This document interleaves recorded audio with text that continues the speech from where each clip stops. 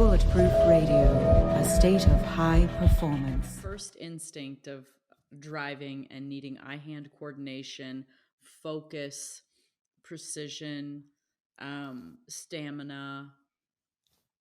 What would you do if you were to like biohack that right off the top of your head? What would you do? This is going to sound stupid because it's self-serving, but it's not meant to be self-serving. I really would start with Bulletproof coffee because of the effect of, this is something I haven't actually talked about this yet because it's a study I just came across. But when you get those tiny droplets of fat, they make something called CCK that turns off hunger, which is great. And I've talked about CCK a lot.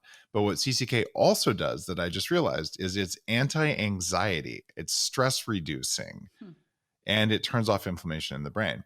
So you have enough stress coming in. There's physical vibration, there's noise, there's focus, and you're opening your senses, and you could die if you do it wrong. So like all of those are there.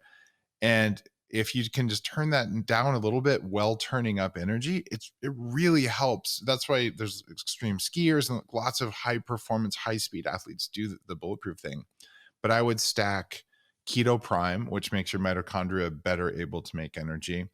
And then I would want aniracetam, which is a pharmaceutical kind of gray zone nootropic. It's approved in much of the world. The US pretends it doesn't exist.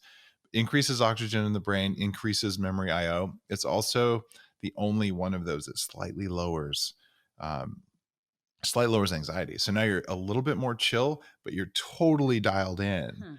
And Nick Foles was on. He talked about his stack before he did the Super Bowl, and kind of similar stuff like that. I don't think he was on aniracetam. I don't know if that one's approved, but the idea is like more energy, less stress, more dialed in. And I've measured my reaction time, Danica, cognitively, the 40 years of Zen stuff.